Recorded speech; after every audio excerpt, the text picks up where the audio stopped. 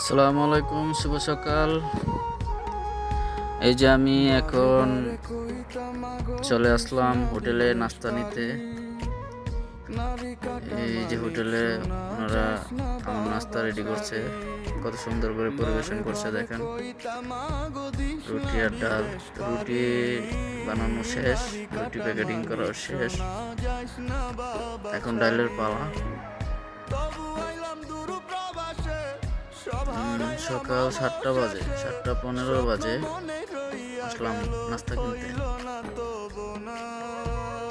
আমি আমার দোকান বন্ধ করে